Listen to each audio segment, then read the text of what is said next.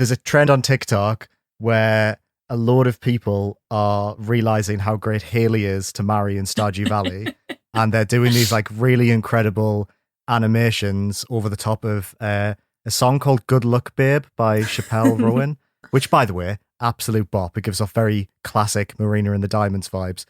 So at first I felt very vindicated by this trend because I was like, I fucking knew this. I've been saying this for literal months at this point. Everyone looked at me like I was wrong. Even my amazing co-hosts lost faith in me when I brought my love for Haley onto the podcast. Mm-hmm. But then what I've realized is that all of the romances depicted in this trend are sapphic, and it's between Femme Farmer and Haley. Yeah. And all the comments are like, Haley's for the girlies. So what I've realized is actually I wasn't a trendsetter. By locking Haley in a heteronormative relationship with a man, I'm actually homophobic, and I should actually apologize for marrying Haley. That was wrong of me, and I should have left it to the girlies.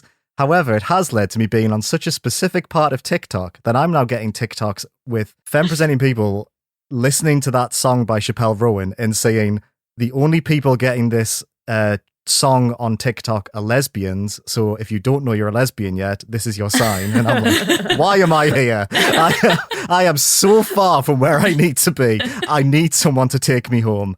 But I'm glad that Haley has found the love that she deserves, but I apologize for marrying her. Yeah, it's good. Haley's good. I'm glad people know Haley's good now. Yeah, I think you can be an honorary girly. I'm giving you. Yeah. Oh, thank you. You give girly, energy. You're a girl's girl, Liam. Absolutely. You belong in this space. Haley would be proud. Haley would be so happy to marry you, Liam. That's the vibe I get. This feels like that meme where that guy's like, oh, when people say this is just for the girls, can you add me onto that? So it's just the girls and Brian. Is that okay? I haven't seen that meme. I was just still on the community meme and like, this better not awaken anything in me. That was... I still was.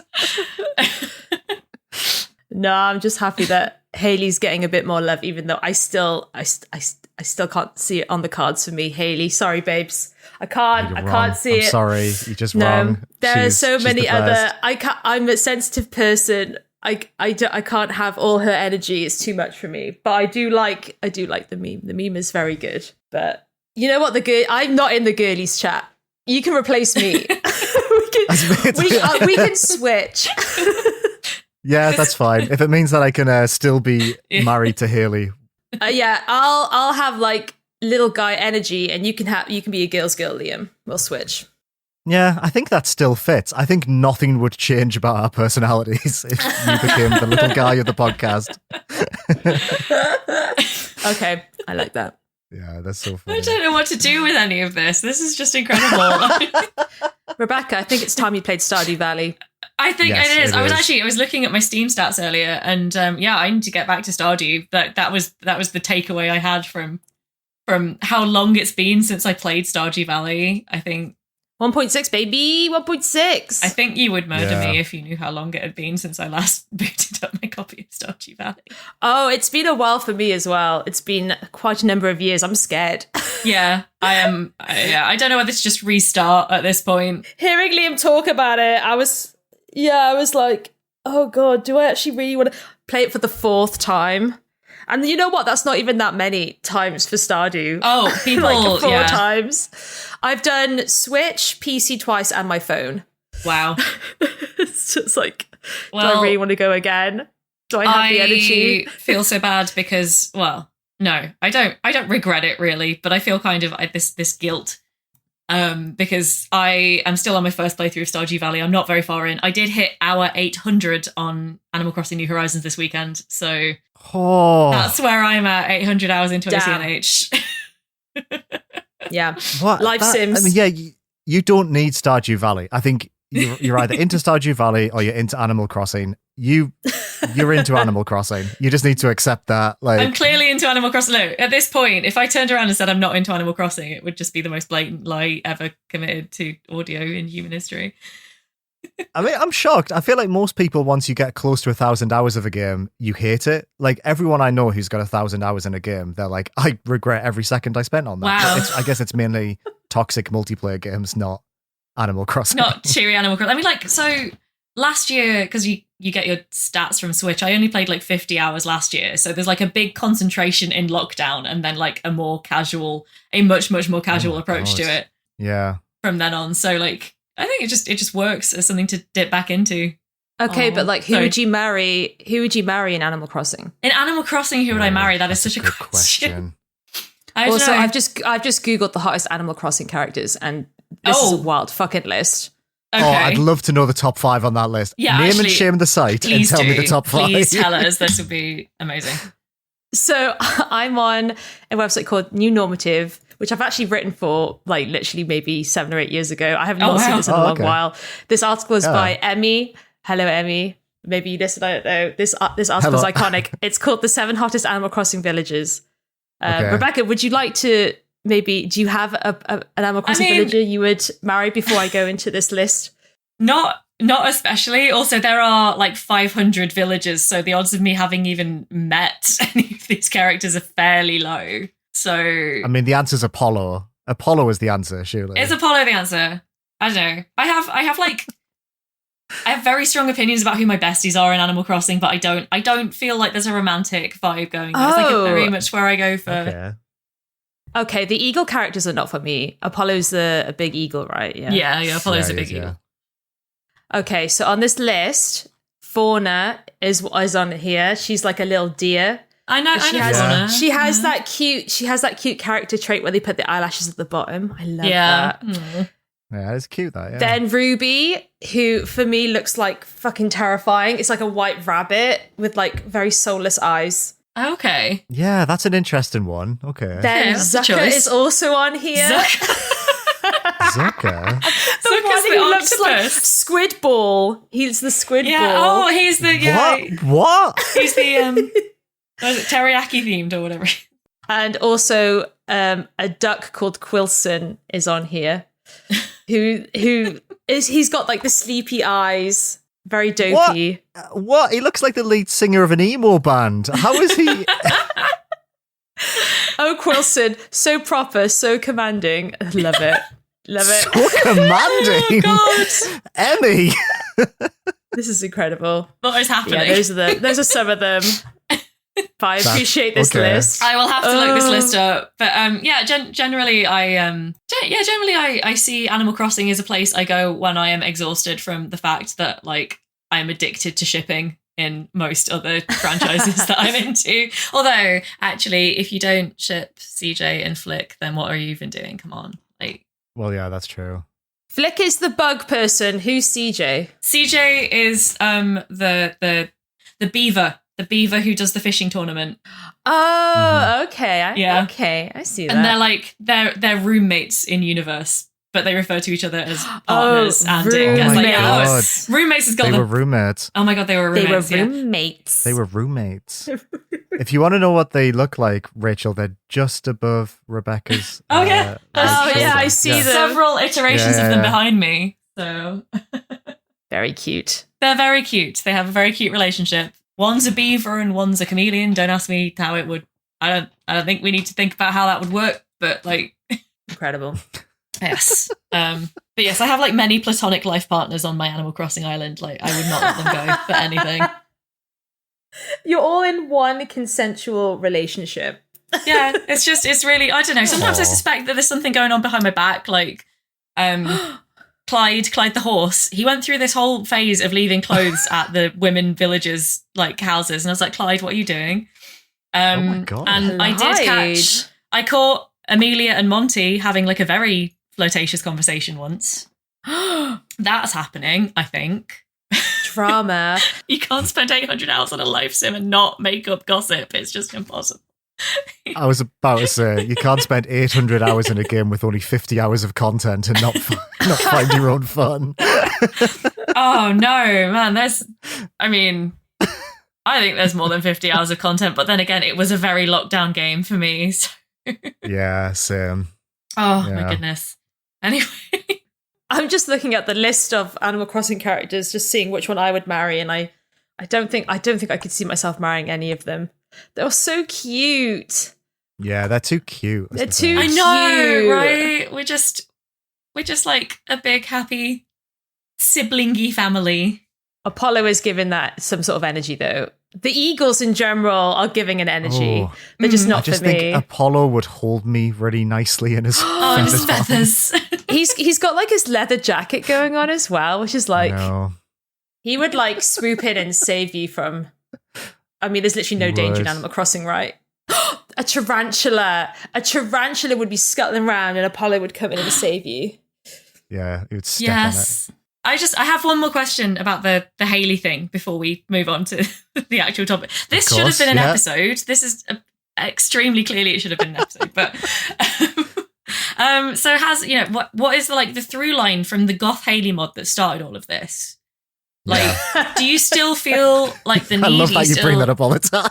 I know, I'm really obsessed with it. Do you feel the need still to pursue the Goth Hayley mod? Are you still trying to get that working, or is it like have your feelings for her moved on? Like, where you at? I think your girl is like with loads of other people now. She's like in the spotlight. How are you feeling about that? I mean, I'm willing to let her go. I think she's better with other people. I like the way that people interpret her now is much more interesting than the way I did, and we don't have time to unpack the Goth Hayley mod, unfortunately. Should we save that for therapy? Yeah, I think we should. Our group therapy session, which we have an hour before recording every episode. Yeah, I was about to say. At least an hour before we record. Especially this time, because we've had a longer break than usual, because Rachel and I have both been on holiday, so it's been like 3 weeks since we've spoken to each other. Yeah, it's getting very therapeutic up in here. If you want to listen to our therapy sessions, there's a Patreon tier that you can have for £3,000. Disclaimer: we don't actually have a Patreon. Rachel, you'll get people excited. £3,000. I think people will be excited to listen give to us money. Cry. Yeah, it's very sweet, but we don't have a Patreon. Yet, anyway, maybe. I don't know. But crying about Goth Hayley. Bloody hell. I was thinking that we start with I don't know, something a bit more low-key before we get into sharing our deepest secrets for a bucket of money. I'm not anti it, I just feel like we should launch softer than that. I mean, there is no well deep inside me which I wouldn't reveal to the general public for a certain amount of money. I feel like if the money was right, yeah, I worry keeps the podcast going. Oh, I agree about that. I'd potentially give it away for free if I wasn't thinking too hard. So yeah. I'm freelancer. You've seen the shit I reveal on this podcast. So we do it for free. I told a whole story about shitting myself on a plane. I know. And you cut it out. For your decency for me, Rachel was like, Liam, I'm sorry, I had to cut out that diarrhea anecdote. If anything, I try and reveal too much. That really happened. Again, if you'd like a compilation of all the awful stories, we've got some really bad stories. £3,000. And at the £5,000 tier, we'll stop the podcast.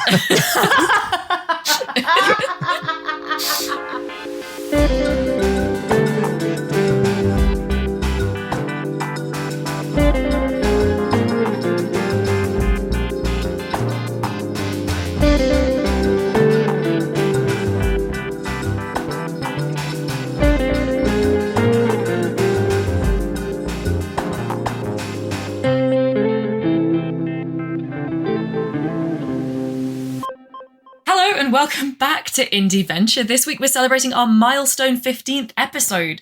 Long-time listeners might know that this is a pretty significant number for us, as a certain other podcast we all used to appear on ran for 15 episodes before we disbanded. So, well, your mileage may vary whether this episode or next episode is the one where we've officially made it, but we're quite excited.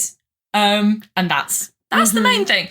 If you're new or you just need reminding, I'm one of your hosts, Rebecca Jones, joined by my lovely friends Rachel Watts. Hello. And Liam Richardson. Hi. So yeah, we've had a bit of a longer gap in recording than usual. Rachel and I have both been on holiday, but this is technically our BAFTA reaction episode. Yes, the 2024 BAFTA Game Awards will have been 3 weeks ago by the time you hear this, which is just incredibly old news in this industry, or any industry in the modern world. But we, by which I mean I, really want to talk about them. And yeah, I'm driving this week, so if Liam and Rachel make a fuss, then I'm turning this car around and nobody's going to Disneyland. So... McDonald's! McDonald's! I want McDonald's. Yes, I genuinely, I have a weirdly affectionate relationship with the BAFTAs, I think, because I got into them at the point where I was getting into gaming, like, as an industry and a sort of, like, interest in getting into it professionally. And I'm aware that, like all major award shows, it has a lot of flaws.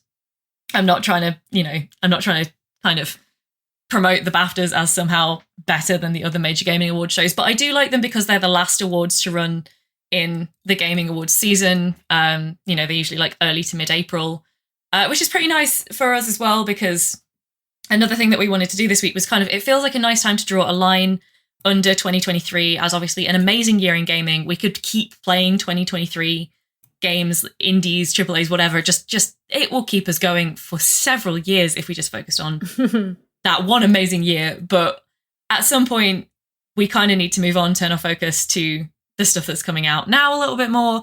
And this just feels like a really nice opportunity to like look back over the year, kind of recap, go over a few things that we feel like we might have missed. So that's what we're going to be doing today, basically. I don't know what I'm doing. There's a weird energy. We don't usually record on weekends. It's a Sunday night and we don't usually record on weekends. It's a Sunday night. I've got through my script and now we're kind of in free fall. I feel like I've been talking for a very long time without letting anyone else speak. So before I get onto my kind of like key points of the BAFTAs recap, how's everybody doing? Good.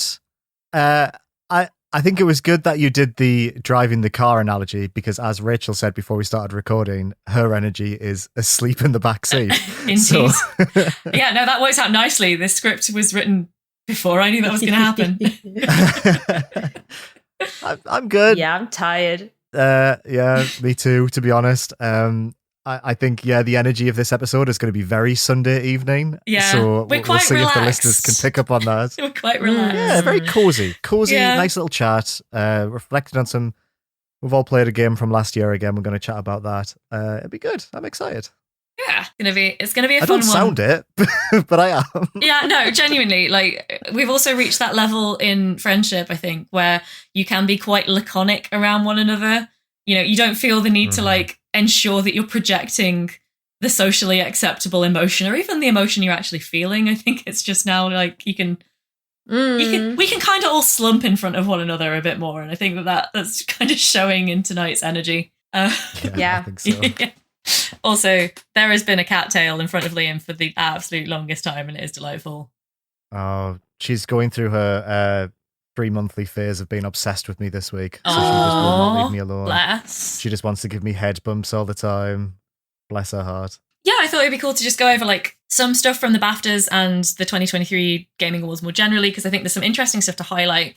The first thing, obviously, to talk about is that Baldur's Gate 3 has become the first game ever to win the Game of the Year award at all 5 major game awards shows, which is like literally an industry first, which is amazing. Yeah, there's a great article about it by our buddy Khan, if you want to go and read some like very interesting stats and facts about that. I love that article so much. Definitely go read it on Games Radar, I believe, which tells you a lot of, he's put together a bunch of facts. Like, how I love this sort of facts, like the years where a game came close, the most divided years. And I'm like, oh yeah, I love that. Like, give me all that good trivia. I love it. But yeah, it's pretty historic. And also, because of the fact that Larian are technically an independent studio, obviously they don't need us to promote them, but it is kind of like, there is the argument that it's like a triple I, which is pretty exciting for indies. So, your mileage may vary. Anything that's got big enough to be the first game ever to win all 5 major Game of the Year awards, probably not within our remit, but I still like it. I'm still excited that it got, I think it deserved it. Always exciting to see like an industry milestone go to a game that doesn't suck. Sorry, maybe that's a little spicy, but no, yeah, fair. But yeah, I mean, overall, the BAFTAs weren't a huge night for indies generally, and like looking across all of the the various big Game Awards ceremonies. So the big five are generally considered to be the BAFTAs, the Game Awards, the DICE Awards, the Golden Joysticks, and Game Developers' Choice. And like looking across all of those, I think last year was actually just such a good year for great indies that the votes were so split across almost everything in categories where indies tend to do really well, that other than the obvious kind of contentious case of Baldur's Gate 3, there wasn't really an indie game that kind of stole the show in the way that these things sometimes, sometimes like, when you look back, actually about half the years of the last decade, you've had like an indie win, game of the year at a lot of these shows, and this year it's been a lot more divided. But I actually think that speaks to the strength of the overall like indie offering from last year was just incredible. There were just too many good things to narrow down to like the 5 or 6 obvious ones that usually sweep up everything. So, hopefully not too disappointing, actually. Just shows you how much came out, which is really exciting. But I was really happy to see that Viewfinder was the big indie winner. That was nice. They walked away with 2 BAFTAs. They got Best British Game and New Intellectual Property, which was really exciting. Yeah. I was surprised to see Viewfinder. I mean, good on them and good on the team, but I think you're right with what you said about how many great indies there were last year that the vote has been split, because it always feels like each award show had like a bit of a left field winner. And my understanding of Viewfinder, I didn't play it, but the people I know who played it said it was good but not great. It was a little bit disappointing in some ways. I was really won over, but I also do think that like the British game category, and I say this with the best one in the world, I don't mean this to sound mean, but just generally for me, the British game category felt oddly thin at the BAFTAs for how great a year it was last year. Yeah. Almost none of the really big hitters clearly just weren't eligible. Like it wasn't, in a weird way, it wasn't a huge year for, even though the British games industry is massive, it wasn't necessarily the British game industry's year, which kind of makes sense. That's a good point, actually. Yeah. There were a lot of British studios were hit by really severe layoffs, but then so were a lot of other studios, in other countries that still did.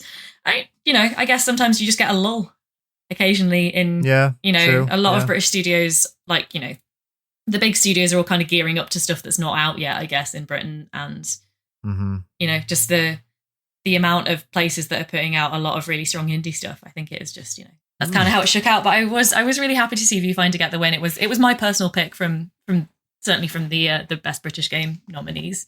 And they're not a fan of Dead Island 2. I know. You were right. Yeah, I really liked Viewfinder. I think, the story elements weren't there for me, but in terms of like a puzzle game, I think it was definitely one of 2023's like best puzzle games. There were a lot, though. Sure. Right, okay. I think just because of it was a puzzle mechanic of, for those not familiar, Viewfinder, you had a camera, you would take a photo of something, and then the photo would then become a 3D object within the puzzle world that you could use to solve environmental puzzles, and you'd navigate this kind of VR world. There was something about environmentalism in the game. It was okay. The puzzles were really good, but yeah, the story for me was just a bit like, I don't even remember much of what happened. And I think the ending, there was like quite a big reveal, and I don't even remember that. So I'm happy to see it win British Game, because I didn't get along with Cassette Beasts as much either. And obviously I've not played any of the others. But yeah, and what was the other one it won? New Intellectual Property. IP. And that was stacked. That was stacked. I mean, a lot of these were stacked. Like the other sort of the other indie winners of the night were Venba, which got debut game, and Tchia. Is that Tchia?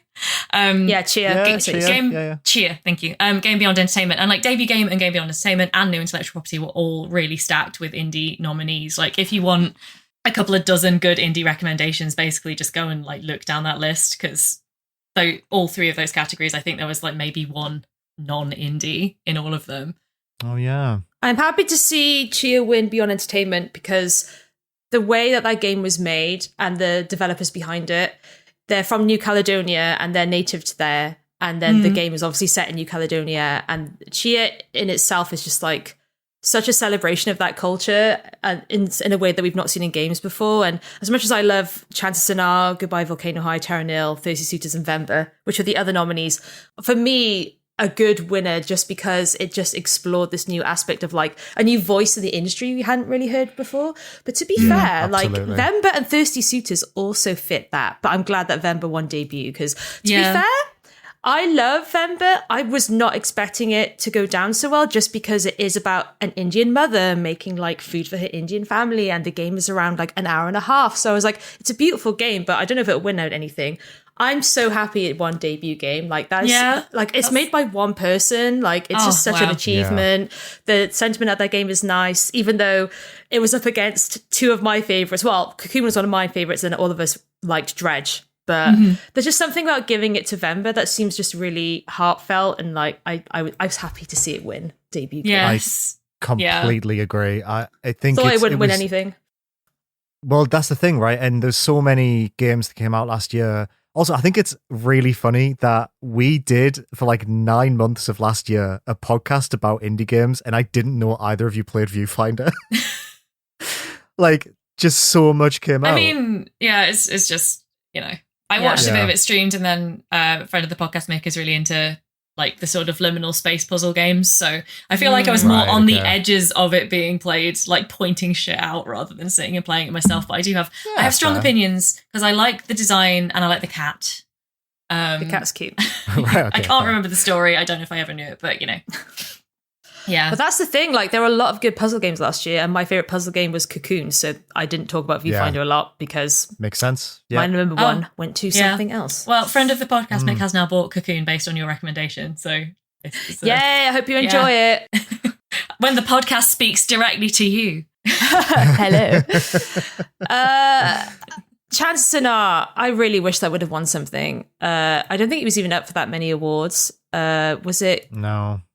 Game Beyond Entertainment, and was it even in like I thought honestly, it might be like under artistic achievement or at least like game mechanics, or I would have thought game design. The fact that Spider-Man 2 was under game design and Chants of Sennaar wasn't is very funny. It's a bit embarrassing. I enjoyed Spider-Man 2, but like, you know. Oh, well, at least BAFTAs. Someone did. It was up for new IP as well. The fact that it was up for like technical achievement.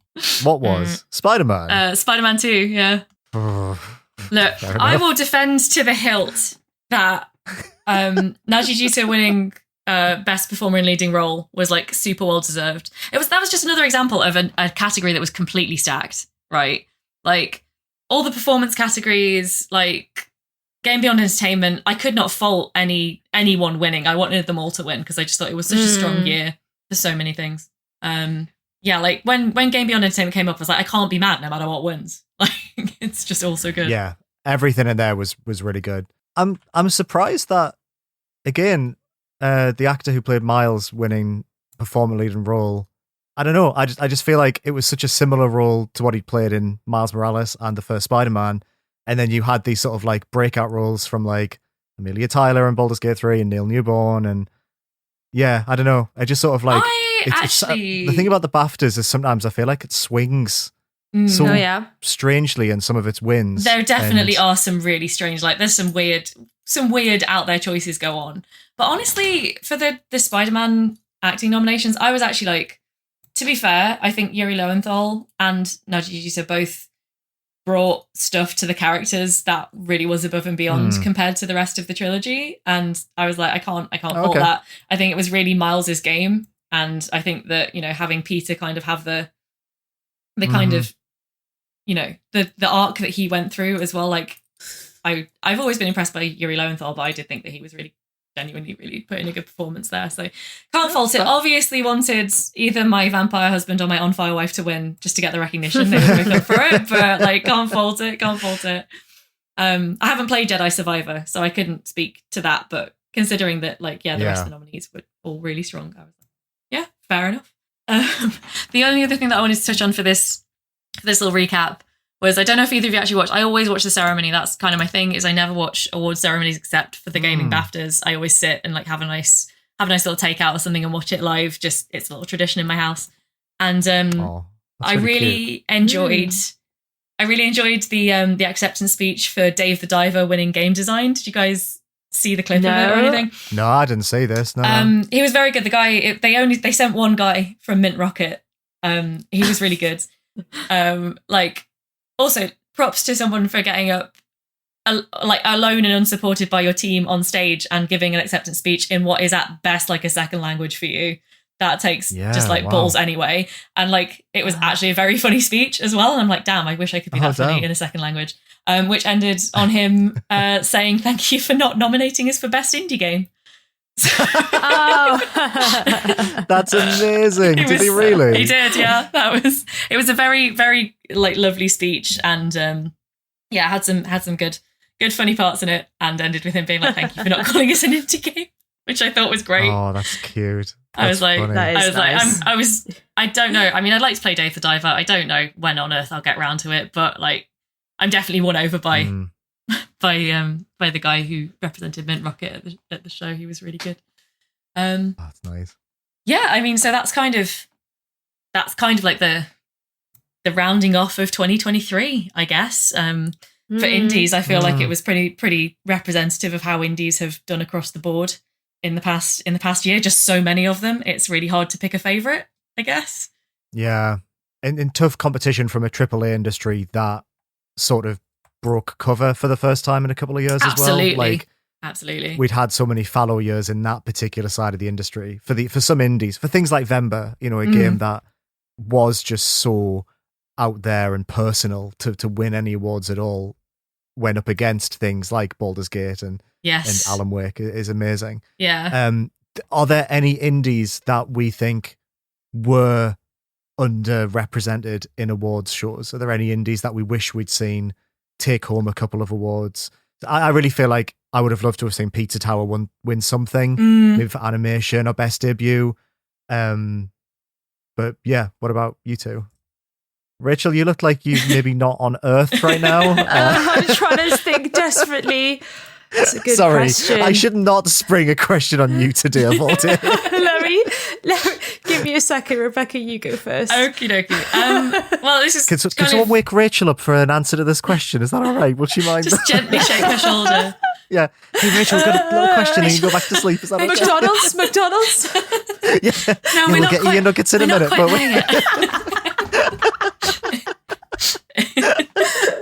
It's just you got to give her like the sort of 10-minute warning so she is awake by the time we get there. Little bit of a spoiler for where I'm going in the sort of second half of this episode, but I think it would have been nice. I was surprised to see Cosmic Wheel Sisterhood didn't get many nominations. Again, it was so stacked in the kind of like, you know, like the narrative and games beyond entertainment and the areas it would have been kind of nominated in. I would have been surprised to see it like necessarily. I didn't think it was a shoo-in to win, but I was surprised by how few nominations it ended up getting. Similarly, Goodbye Volcano High. I really thought that would get a few more acting accolades, but again, it was just such a strong year. Yeah, it was so well acted. Like Reed, the VA for Reed, I was like, he was so good. You know, I did because I vote through work. I vote on the Game Awards. I tried to do a write-in for him, but it didn't go anywhere. But he was really good. Yeah, Reed was such a good character. Really well performed. Very well. I mean, like it was a well performed game across the board, but he really stood out for me as like the, you know, like we said it before with the D&D sections where he's, you know, voicing several characters as a DM as well as voicing, carrying you know, it, right? as the character in the game was so good. So yeah, it would have been nice to see that. I did think that, you know, I would have liked to see that get Game Beyond Entertainment. If I had to pick from the list, I probably would have picked that one just because I personally had like a very strong reaction to that. But again, they were all so good. Couldn't be mad no matter which one took it because they were all extremely worthy. So yeah, that's probably my two picks, I think. Nice. No, it was good. I think it was a good rep, to be honest. I think they hit all the major ones. I think there's a few that I would have liked to have seen, but I think I can understand why they didn't. Like In Stars and Time was probably a bit too small. Videoverse, as amazing as it was, probably again a bit too small. So probably a lot of overlooked. Annoyingly overlooked. I think Cosmic Wheel was overlooked as well, for sure. I'm surprised that Jusant didn't actually dominate as much as I thought it was. Jusant is such like a BAFTA game, like silent protagonist climbs mountain, which represents XYZ, whatever you want to put there. And I was like, to see it only get like, what was it? What it was only for one, right? Was it new IP? Was that literally it? Because for me, that seems very, not like in the bad way, but very like awards baity. Like I can see a lot of people like really nominating it for a lot of stuff, but I don't know. I agree. I'm surprised that, people didn't. I'm surprised that Viewfinder got as much as not a read. I'm surprised that Viewfinder got as many nominations as it did, and then other games didn't. And Jusant was the one that I thought would have gotten more recognition. No shade on Viewfinder, like absolutely love that, but at the same time I was like, oh, I get what you're saying though. I think it's maybe because, and like this is again, I don't wish to sound catty, haha. But I do think, I wonder if because it was already in consideration for Best British Game, and that's like a much more specialist category, if there's kind of a tendency then for games that are from that category at the BAFTA specifically to be more like just to. I wonder if, as a judge on the BAFTAs, are you more inclined to look at a British game in a bit more of like an interested light in the first place, perhaps? Yeah, like, that's a good point. Potentially. I mean, it is. It's in the name, right? There is meant to be a certain like specific interest in the British games industry for this, so it wouldn't exactly be like a bad thing if that was the way things shook out. I did forget Videoverse, but again, Videoverse is one that I was, like, as you say, it's small. It maybe didn't land with a huge impact, but it was really good. Yeah, it was really good. I'm surprised to see, honestly, I'm also surprised to see Stray Gods get any sort of award nomination. As much as I appreciate what their game did, I don't understand. Maybe it got debut game nominated, so I guess that's not, but I'm surprised to see, because I don't think anyone really resonated with Stray Gods at all. No. Am I wrong? Like, I feel like no one really was like, no, wow, I got a game. very, very tepid response. So I got panned reviewers. almost. I've not played it. I played a couple of the previews and I was like, this is just not for me, even though I fucking love musicals, which is, I guess, a sign. But yeah, I was surprised to see that one where I feel like such a strong year last year. And just like anything that wasn't like brilliant could get buried last year.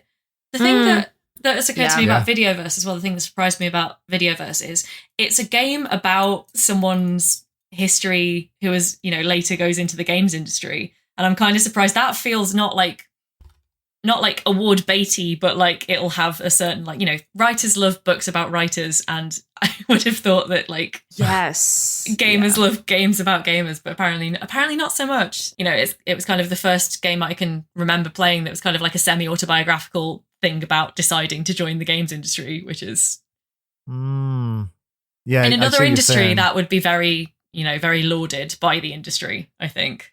I honestly just think it's, we've touched on this podcast before. I think when you're in games media or the games industry, there's just so much to play that you sort of rely on your peers to recommend you the cream of the crop. Absolutely. So that you've got almost like not easy wins, but like titles that you're like, okay, well, if I invest 10 hours in this, it's not going to be like a game I'm not going to be able to talk about or write about. And that's very so true. Videoverse only has 120 reviews on Steam, which I haven't even played it. Like, I also haven't had the time, and I'm not even in the industry anymore. Like, I do think it just snuck under that huge pile of other indies that were sort of like, these are the ones you need to play, like Dredge for sure, and those kind of ones. I sort of feel like Videoverse will just keep coming up over the next few years. I think it'll just gain that like sort of cult status, and then maybe people will find it more. Like the trajectory for it, to be fair. Yeah. Word of mouth. Yeah. And I mean, it's not all about your first year. That is a really good point, and is something that I've tried to promote a lot throughout my like professional writing, is that to treat the first year as the only significant year like cuts off a lot of really good discussions. It's not how most people outside of the industry engage with games as well. So most people play a game when it's a few years old. And also saying it's not all about awards, like Stardew Valley, one of the most popular indie games ever, really flew under the radar because its first year wasn't, it had that slow build, and it's had years and years and years of like gradual development. And even though a lot of people loved it from the start, it's been picking up, it has snowballed undeniably from quirky, popular new indie that, you know, had its niche, but wasn't setting the world on fire to something that everyone has to have played, right? But that's the interesting thing about Stardew is I feel like it was like even before cozy games were a thing. Oh, like, yeah. I remember playing Stardew and being like, okay, there's like nothing like this for me. And then like a couple of years later, the cozy games movement came along. And now suddenly everyone was like, if you love this kind of game, you need to play Stardew Valley. Absolutely. And I feel like the waves and waves of people, it kind of had like, it was in its own niche. But as soon as that cozy gamers hit, that was it. Stardew's hit its all-time peak this year. In March this year, Stardew had 250,000 people playing it in the same month. That doesn't surprise me. It's like what the 1.6 update. 1.6, really, yeah. Really, but its previous peak was 90,000. So yeah. Those turtles. You can get turtles in Stardew now. Yeah, I would say like if it didn't create the cozy game movement, it certainly codified it. It just came along at just the exact right time to hit this upswing. But again, like that is a game that was not particularly lauded in terms of awards and probably never will be now because, you know, like there's Undertale such or a something. limited category of awards that talk about games that weren't, you know, didn't go into 1.0 in the calendar year that they're reflecting on. So yeah, it's not all about awards. I just think they're kind of cute and fun. Maybe that's a shallow take, but like I enjoy them. Shallow take at all. I don't take them too seriously. I just don't engage with them whatsoever. So I always really appreciate engaging with them through you. I think you've got a very nice approach to them, and it's always a fun talk whenever we do. So it's just my stats nerd brain loves to look at the stats and like draw conclusions. I don't care about like I wouldn't be, you know, I'm not angry if a favorite doesn't get nominated or doesn't win. I'm not I don't dwell on wins and losses in this, but I do think that anything that allows me to make a little spreadsheet and like go, oh, what's the trend? What's the what do the stats say? What, you know, what can we glean about? I think that's the sort of thing that interests me. And that, you know, I'm not alone. I'm sure a lot of like Oscars nerds are Oscars nerds because they like to see how trends go. Oh, 100%, of course. Yeah. It's a whole thing, right? And people bet on them, and definitely. Yeah, for sure. I would not bet on the BAFTAs. Those people are wild. You never know what they're going to do. I wouldn't have put any money on Viewfinder. No shade. I would not have put any money on Viewfinder. I wasn't even sure that Baldur's Gate 3 was going to win Game of the Year until the gentleman who John Romero? I think it might have been John Romero. Was opening the envelope and said, oh, of course. Until that point, I was like, they're going to give this to something absolute. Dave the Diver was up for it. And I was like, I feel like they're going to give Dave the Diver the best game BAFTA just because. What? Who won best game last year? Last year it was Vampire Survivors. Oh, okay. So, correct. So that's fine. And also, interestingly, Vampire Survivors was the one. The win for Vampire Survivors last year was the one that stopped Elden Ring from doing the sweep that Baldur's Gate 3 now did. Oh, so, really? Yes. So that's interesting. They put the team right at the back. So the team for Vampire Survivors. Yes, they were like, they had to run all the way down, didn't they? I remember that. They had to like walking all the way down the steps, and I was like, incredible, so delightful. It was absolutely delightful. But yeah, of course, you know, I watched the ceremony. Then the next day, I went and updated my stats spreadsheet. And I'll do it all again next year. It's going to be so fun. Yes, I love that. I had to redo all of my calculations. Anyway. I have enjoyed this chat. Thank you so much for indulging my interest in awards season. Shall we move on to the more personal section where we talk about our sort of a catch-up game of the years? Yeah. Sure. What squash did you have? Can you tell? Oh, is it another forest Summer fruits? Isn't it? Yeah, it is. Summer fruits. You learn quickly, Rebecca. You are one with the squash ways. Yeah, you can now tell from sight alone. Yeah. Can you tell the concentration levels? I would say that is about 1 part in 3. Incredible.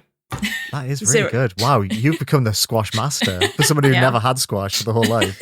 It's interesting because I did put a bit less in than I normally do, and you clocked that. Yeah, no, it's like there's a certain opacity to the mix. Do you think as an episode format it would be funny if we each brought like a debate? Yes, so, like, actually, what's the best squash? But like really silly And things. we're just talking about something unhinged, and then it's like, so do you think there's an episode? And it just makes me, makes me laugh. Just making like me look at concentrations of squash in a glass and be like, I think that it's. Yeah. Oh, that would be really funny, especially on an audio podcast. Yeah, absolutely. But like, whatever happens, just like, she's a savant. What is this? So we make one episode we all have quizzes, so we make Liam guess the occupations of Ace Attorney characters, and you have to guess That's good. That's the name so good. and the concentration of squash. Yeah. Yeah. And I can love be that. tested on something as well. Wow, my brother is playing Pentiment a lot, and off on.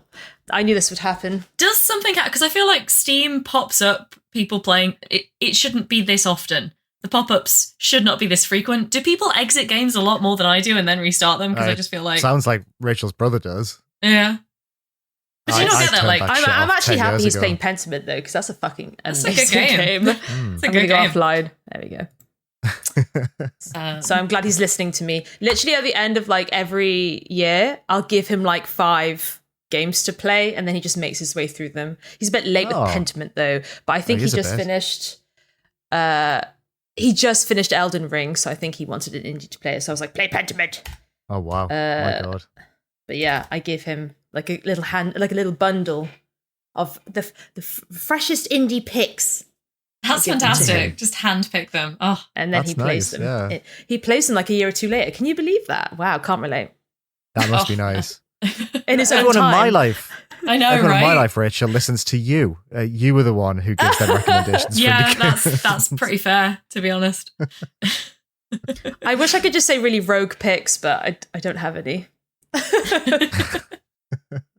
What would my roguest pick be?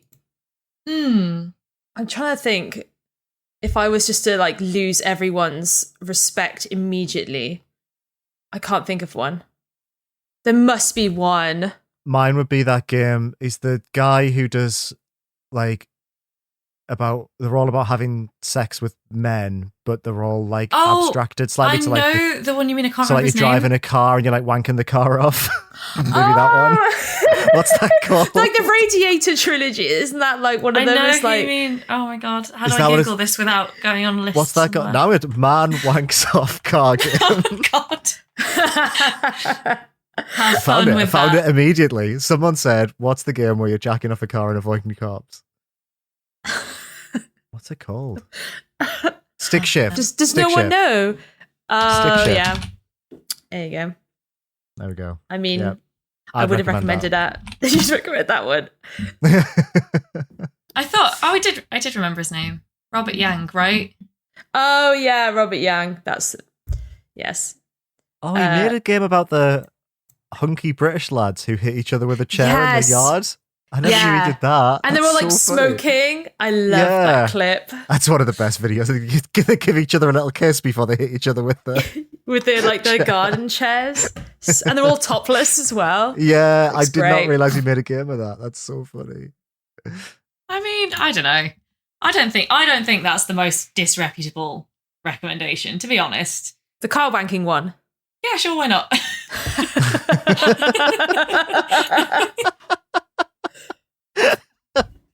So 2023 indies. Oh yeah, shit, yeah, shit.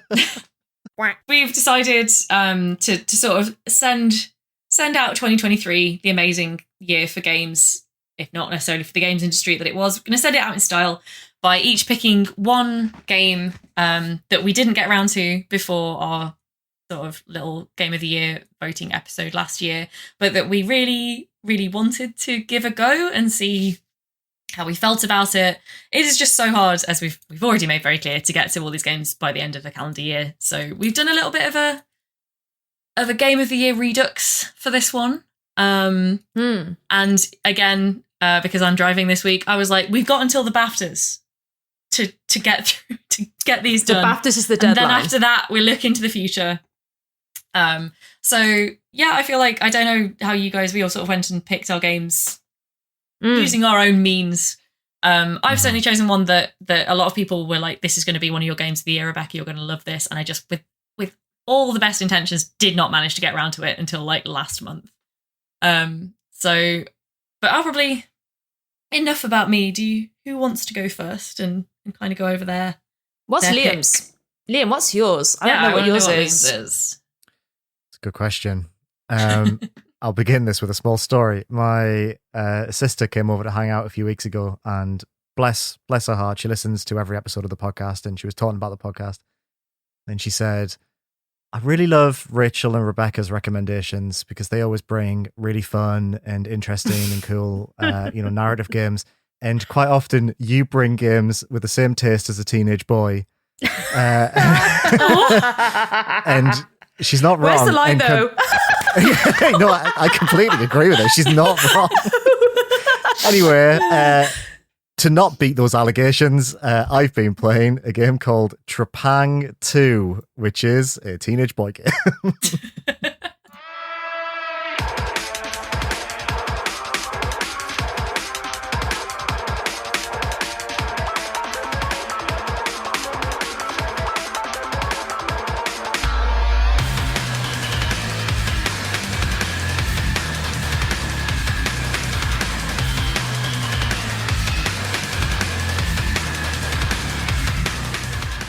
Trepang 2. 2, yeah. So there is no Trepang 1. I think it's stylized as like Trepang squared, maybe, I guess. The 2 is little. With the 2. Oh, yeah, I see. Yeah. So this is by Trepang Studios, published by Team 17, came out last June. This, I don't know. I just looked at my list of games from last year and I fancied something a bit throwaway and a bit like brainless. And I didn't play this with the intention of talking about it. So I thought this was going to be like a military shooter, like a Call of Duty, I guess. And I just thought I'd give it a try. It turns out it is sort of that, but it's also like the goofiest game I've played in years. And I absolutely fell in love with it. I genuinely think this is one of the best things that came out last year and everyone just slept on it. Especially if you're a particular sicko like me. So this is primarily a military style shooter, but you can also slow down time and turn invisible. You're like a super soldier called Subject 106. Oh my God. So basically this is a spiritual successor to Fear, that shooter from the early 2000s. That was like a horror shooter. So the game starts off and you're rescued from this military bunker and then you fight your way out fighting all of these like military dudes and you get through level 1. It's really bombastic and explosive and you're grabbing people and attaching grenades to them and throwing them and you're slowing down time and your bullet time gauge is refilled when you get perfect headshots. And I was like, yeah, this is pretty cool. I'm really enjoying the combat. But, the older I get, the more I don't really like military shooters. I just feel like I'd rather something that's a bit like sci-fi or a bit more colorful. And it felt a bit too like, not realistic, but a bit too like, by the numbers. And then level 2, you're fighting zombies. And and also the Mothman. And I was this sort of came out of nowhere. And then episode 3, you're fighting cultists in Yorkshire. Oh my God! This sounds like your shit. This sounds like really absolutely is. your It's shit. so my shit. This could have came out on PS2 or Xbox 360. It would have been published by THQ. Everyone you speak to is like a military dude in a gas mask, and it's all like Subject 106. Who are you? And I'm like, yeah, I don't know who I am, but I'm having a great time. And it has like one of those like great twists at the end where it's all like, whoa, maybe the bad guys weren't the bad guys all the time. Oh, like, so good. And I had such a great time with this game, gang. I really did. It was so fun. It's so goofy. It's so dumb. The music is just like heavy metal. You go back to a safe house every time. Your safe house has a thermonuclear bomb underneath it for like, there's a level where it shows you the bomb and it's like, you better not bomb that in the final mission or whatever. Anyway, let's keep moving on. And there's a big wall of like the faces of this company that you're like attacking called Horizon, who are like doing experiments. And the CEO of Horizon looks just like Jeff Bezos. Like they have not even tried to that's incredible. That. It's basically just a JPEG of Jeff Bezos. Yeah. It's like, this is a really competently made shooter. It's really like, it's polished to the degree you'd expect from a game if it launched in 2007. And I mean that with all the love in the world. Oh, absolutely. It's just so exciting to play a shooter that has the sensibilities from 20 years ago. And I think this team are onto something. Apparently they're making DLC. I'll be there day one. I can't wait. I really hope they make a third. Maybe they'll call it Trepang 4. I don't know. They can do whatever they want. I did Google what does Trepang mean, and all I could find is that maybe it means sea cucumber, which in the context of the game makes no sense. So I have no idea why it's called that. But is it not like this is fun. I would have assumed it was like a location in the game or something. Is that not? Nope. Just never. Oh, there's a level set in the back rooms as well. There's just randomly is a level where you're in the back rooms. This is wild. I would not. I mean, like it. I see everything you're saying about like the stylization of it on Steam does make it look like, oh, maybe there's a little bit of something going on there. But like, I would not have guessed that you went folk horror back rooms. Like, ghosts. There's a level with ghosts. Yeah, I'm watching the trailer. It looks kind of scary. It is. Oh, it is a little bit scary. There's a couple of like jump scares. It has like a little bit of like, oh, what's going on now? Like spoopy poopy. But I'd say it's more like a haunted house than it is like a scary movie. You know, sort of like a cardboard skeleton jumps out from behind a wall and you're like, oh, and then you shoot like 15 dudes in gas masks. This is just such a me game. And when Sarah said that to me when she was around mine the other week, I was playing this game at that time and I was like, oh, she's got me dead to rights here. Yeah, clocked immediately. Clocked immediately. It's giving like those shooters like Time Crisis where you're just like, I don't know, shooting random, like there's no explanation for anything. It's just about like the joy of like feeling cool and shooting a gun. Yeah, 100%. It's like, I think I like that. I mean, there's definitely complicated feelings around that feeling cool, but I guess I grew up with these kind of games. I'm not above it. I'll put my hands up and say, hey, sometimes I just like to be a super soldier with probably a bald head, if it's of that era. Shooting this tech company that seems to have 1,000 soldiers under their employment. You've got shades on. Definitely. Oh my goodness. Yeah. Good game. You can change your camo on your hands and on your feet. So I put like red sneakers on my guy, so whenever I was sliding on the ground, you could just see my red shoes. I had the drip. Good game. Oh, that's such an incredible choice. I don't remember even hearing about this game when it came out. No, same. I mean, again, just what a year, what a stacked year. Just like mid-June, so much going on. I know. So, looking back at the games I did choose for my game of the year, retroactively, I think if I'd played this last year, I would have swapped out Slayer's X with this. As much as Intriguing. as much as I loved Slayer's X, and as much as it was definitely like a heart pick, because obviously I love Hypnospace, Trepang 2 was a more fun shooter.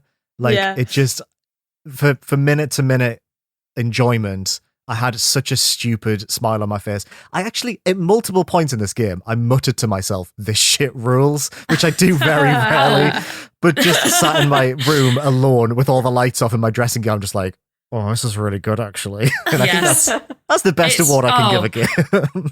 The moment when a game makes you like perform a reaction when you're alone. Yeah. That's when you kind of know it's really hit. Yeah. I know exactly what you mean. Yeah. Absolutely. Good video game. Awesome.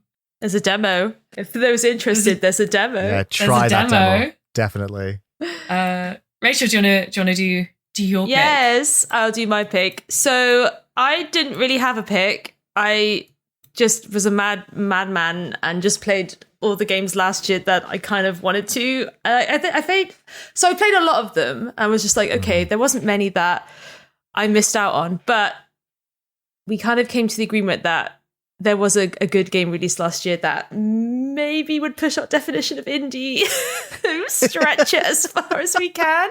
So we decided to bring it up because it's our podcast, and if you have a problem with that, don't email us. Just write it on a bit of paper, fold it into a paper aeroplane, and just push it out the window. Just fly out the window. So yeah, my pick is Paranormasight.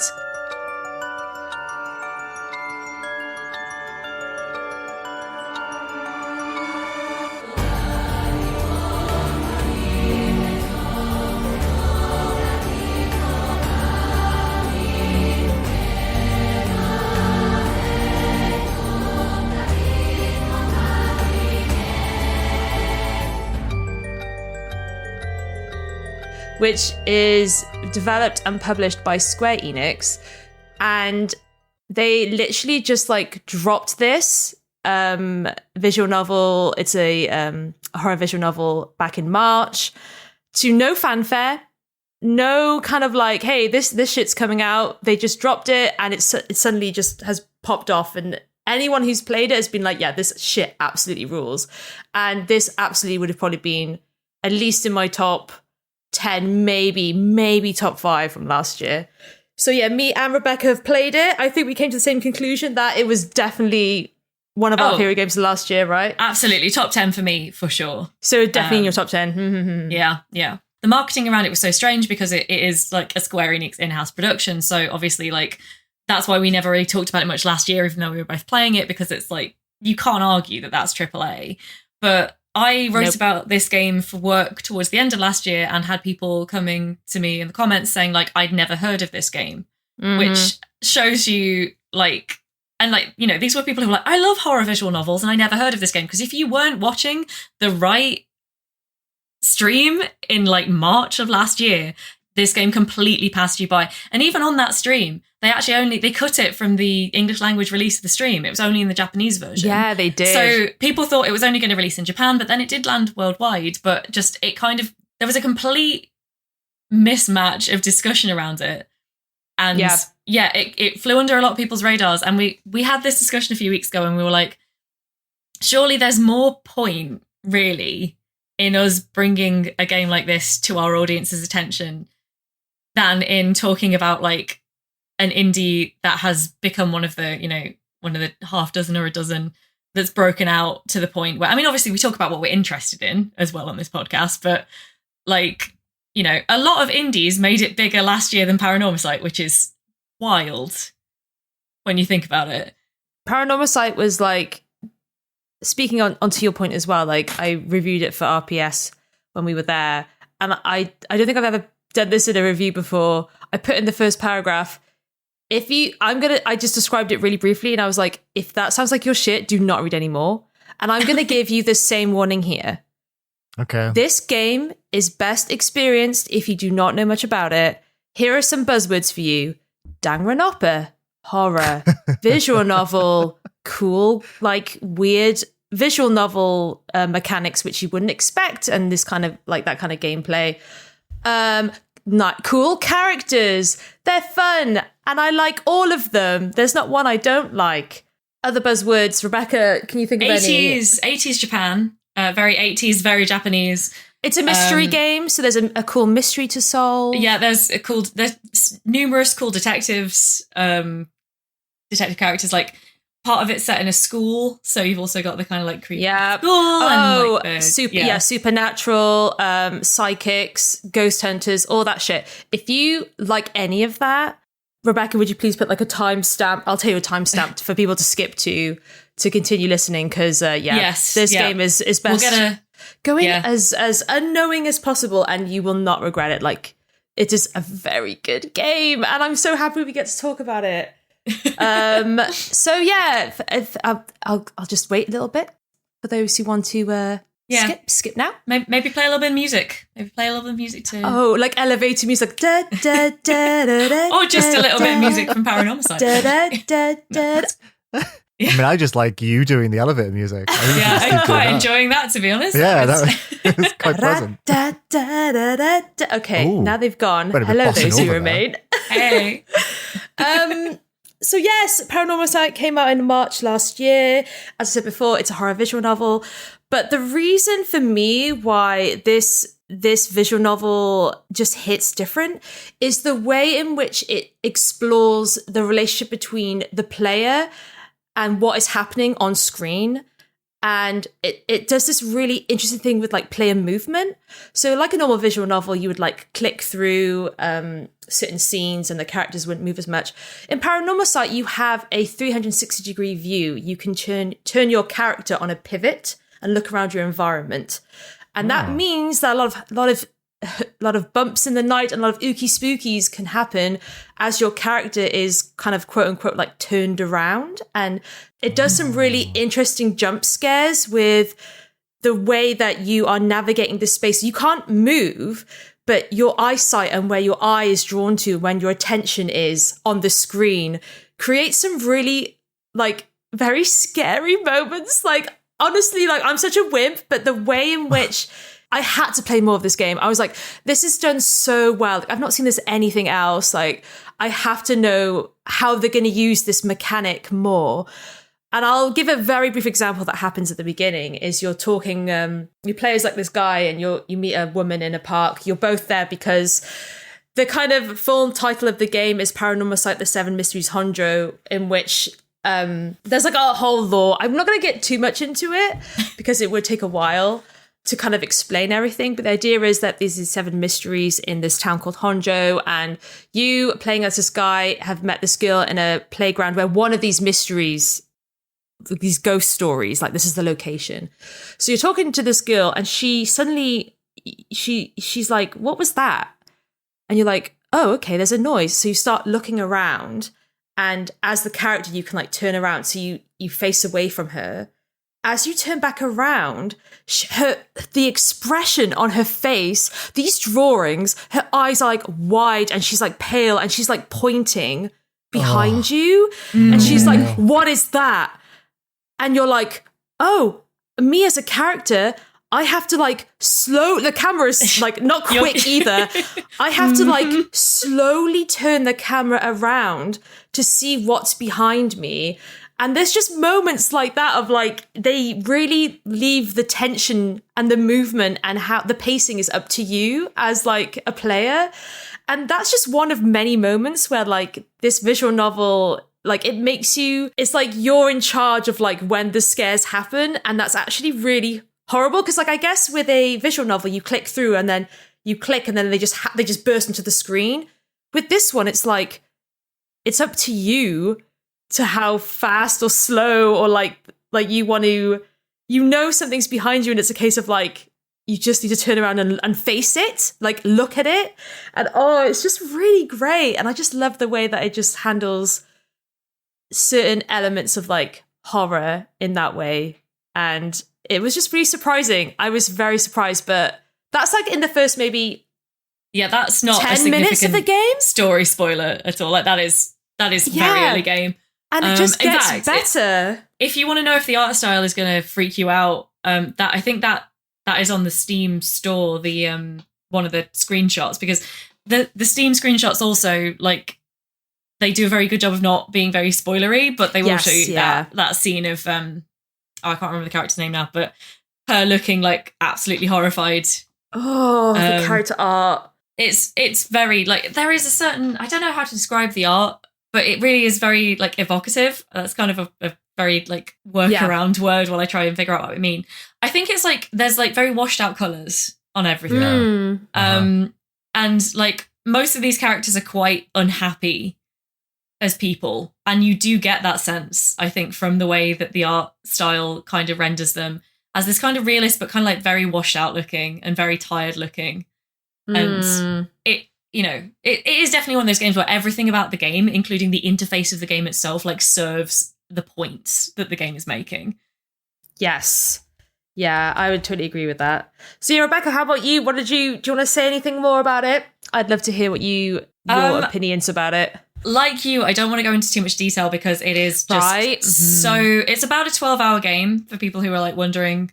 Like, that's pretty short, actually, for a visual novel of this type. They can run to dozens of hours a lot of the time. So, like, I've described it before as a good beginner's visual novel because it's a little bit shorter than your typical, like, extremely Japanese visual novel, essentially. It's also, I really don't want to say too much, except the fact that, like, if you're playing it and in the first, like, hour or 2 hours, maybe at most, you're like, this seems a bit straightforward. it is not straightforward. Just the thing that I've said before about this game is when the thing happens, you'll know. And if it's not happened yet, just stick with it.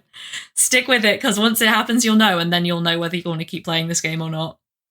And obviously we both did. And yeah, you just, almost everything about this game is a spoiler. It's quite frustrating to try to recommend. Your review of it was so good. I didn't read your review until after I played the game. I took your advice. It is a very hard one to talk about. A thing that I like to talk about with this as well, actually, there's been a bit of news around this game recently because they did extremely well hidden like sequel hook at the end. Oh yeah. There is going to be a sequel manga. I don't know if they're going to make any more games, but they have announced a manga follow-up. So I'm keeping an eye on that. I'm sure I will update you with more news as it develops. That feels like a potential hyperfixation for next year, maybe. That'll just come out of nowhere. Yeah. Yes, quite possibly. Yeah, I another like very small footnote is that there is kind of like a yucky side story, like a side plot in the game that involves like a high schooler and I think it's like a teacher that something happens that's not great. Unfortunately, this is quite normal in a lot of like Japanese visual novels or like anime visual novels. Like there would be some aspect of like, if there's high schoolers, I immediately am on like the back foot. I'm immediately like, oh, I don't know what's going to happen. And this game does have a very minor but present subplot when that happens. It's not explicit or anything. It's kind of mentioned in passing, but that still is present. So just be aware of that before you go into the game. But honestly, I wouldn't let that stop you playing it. I didn't find it explicit enough to be like totally put off, and everything else about this game is actually like really fucking good. But just wanted to give a quick shout out to that because I forgot until I literally I quickly scanned my review just now and was like, oh shit, yeah, that does happen. Very small, but it is there. But I think good to shout it out. Yeah, it's always good to know. But I think it's also like, if this makes a difference, my recollection, I needed to play this game a year ago, is that subplot is, in terms of the sort of the attitude towards it, it is very explicitly like not a good thing as well. It's not like when you play a game like, for example, a game that I really like, Detention, is good, but it does have that game contains an unusual take on the morality of teacher-student relationships. Whereas I do think that this one, it pretty much took the line that like, no, this is bad because if you are an adult in a position of authority over a teenager, it is you who is at fault in this. So, I think that's worth knowing about it as well. It's like, if it's because like for some people this will just be an uncomfortable plot point, and that's worth knowing about. But also for some people it depends on how it's presented. So worth knowing, I think, that in Paranormasight it is not treated sympathetically from the point of view of like, don't date teenagers for God's sake. Like. For what that's worth, if that makes a difference to anyone who would potentially be put off by that, it's kind of worth knowing. I think it also does, like, I don't know, you could probably have written it in a different way, but I think it does serve the plot enough that it's not just like a gratuitous plot line as well. So, I don't remember. I'm trusting you because I don't particularly remember how it gets handled, but yeah, I remember it wasn't too explicit because there are some games where that's I hope I'm right and I'm thinking of the right part, because if not, I've just made a right hit of myself. I'm pretty sure. I'm pretty sure that from my memory of it, like, I think if it was like a sort of Suicide of Rachel Foster situation, it would have stuck out in my mind as something pretty egregious. That game is fucking awful. I know. It's like one of the most beautiful looking games I've ever seen. I'm like, how am I ever going to play this again? Never play it again. No, I know, right? Leave that in 2014 where it belongs. Yeah, I know. Right. But Paranormasight, absolutely play it if you like horror, supernatural visual novels. Yeah, it's a great shout. And if it bothers you that it's a Square Enix game, had you heard of it before? Probably not, right? Can I offer a rare bit of defense for you two and your dubious definition of indie? Go on. This was developed by and they've sort of buried who actually developed this, but it's not developed by Square Enix. Oh, or is an it internal not? Developer. It's not. It's developed by a company called, I don't know how you pronounce this. It's XEEN, Zine. Okay. Who seem to just be a work-for-hire developer that have done things like the arcade version of Mario and Sonic at the Olympic Games. They did the Katamari Damacy remaster a couple of years ago. So they seem to have just done work-for-hire projects for the best part of like 20 years. Oh, maybe fair enough. longer. That I was not aware of that, or if I was, I've forgotten it. Yeah, so the last thing I can see that they did that was an original game was Rhythm Thief and the Emperor's Treasure on 3DS, which was a good game. Interesting. So I'm not saying it's indie, but I am saying it's not as AAA as, you know, in the same sense that Ori falls under our definition of indie. What was that? What game was that? What? What was that? I think a bird got in here with my voice and said something I would never admit to. Oh man, I think it's at least as indie as Dave the Diver is what we've established here. So, yeah, I think that's great. I'm glad you spoke about it. It's been on my wish list for a long time. I'm glad that we didn't spoil it up and down. No, definitely not. It's just it feels like one of those Square Enix games where you sort of can't believe that Square Enix makes so many of these every year. Like, they just pump out these random games. And normally they're RPGs. Like, normally they're like an Octopath Traveler or a Bravely Default. But then sometimes they'll just put out something like Paranormasight. They did that FMV mystery one the year before that. Oh, I know the one you mean. No idea the name. But I might be able to tell you in just a second. Oh. They do just release these smaller projects, and like, fair play to them, because not many other AAA publishers will invest in games like this. It's giving like DS energy. Where on the DS, my god, yes, it 100% right? is. You're totally right. Yeah, it was. Like, I just absolutely blasted myself with a trailer for the trailer with a trailer for the Centennial Case, a Shijima story, which is the FMV game that you were trying to. Yeah. Sorry if I cut across you, but I was briefly deafened. No, I was just saying that it was like, it's giving that era of DS where big studios would just bring out like kind of cool little projects, and like this is giving very much that. Like this is giving Hotel Dusk or absolutely Hotel Dusk, yes. What was that? What was the one you just said? Another Code. Yes, Another Code. That was the same developer, though. That was Sing, I think. That's the same people who did both of them. But was it? I think so. I loved Another Code. Didn't that literally get re-released recently? Yeah, they did like a Switch remaster. Yeah, I need to replay that. Good games. But yeah, it's giving that vibe of like just a very small gem, but it's a gem. It's a very good gem. And it's 40% off. So it's only a tenner right now. Is it really? It is. It's that until May 8th. So when is this coming out? Next week. So it'll still be on sale. Oh. Go grab it. Overwhelmingly positive. I might buy that right now, actually. Tomorrow at the time of release. So yeah, just don't unplug your microphone. I was about to say. Normally we buy games on the podcast, we have to start recording again. It's cursed. It's cursed. Oh, God. But yay, we finally talked about it on the podcast. We did. It really is a fucking good game. It's great. It's great. So that leaves you, babes. That does leave me. And I've probably already made it pretty clear what I'm going to be talking about, but just in case there's any ambiguity, mine is the Cosmic Wheel Sisterhood.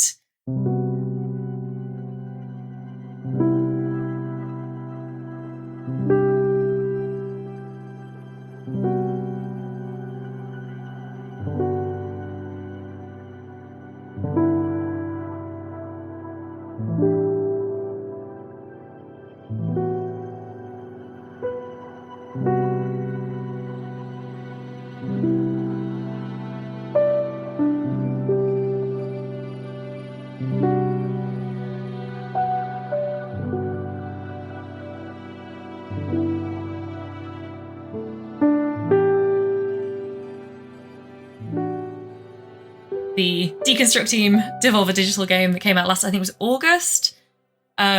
Just at the point where it was really dicey whether I would get round to anything new by the end of the year. And I had Rachel and I had my colleagues Kelsey and Mark from my day job all being like, this is going to be one of your games of the year. This is such a you game, Rebecca. And I had it installed on my Steam Deck since about October, and I just didn't manage to play it until last month. Still April. It's still April at the time of recording. Last month when you listen to this. Good Lord. But yeah, I mean, you know, what can I say? My friends know me well. You're entirely right. It is an amazing game. There's probably not a lot that I can add to the discussion around this one because Rachel has done such a fantastic job of like examining this game in such detail, and I'm just here laughing because I feel like the only thing I can really add is that there are two ways of approaching this game. I feel like there's two eras of this game.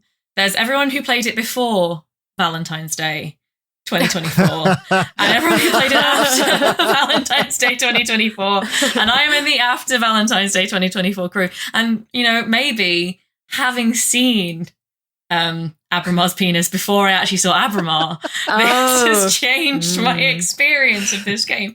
Who knows? Because yeah, I was sort of like, but like for real, where is it? Look at him, like he's just arms from the waist down. So anyway, maybe we shouldn't get into that too much, but it was on my mind a lot. But no, it was a really, really good game. I loved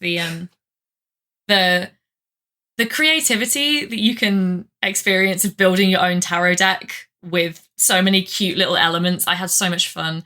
You know, I had a favorite card in my tarot deck. I had a lot of like, oh, I hope this one comes up. And the choice mechanism that you have in it is so satisfying. It was really compelling all the way through.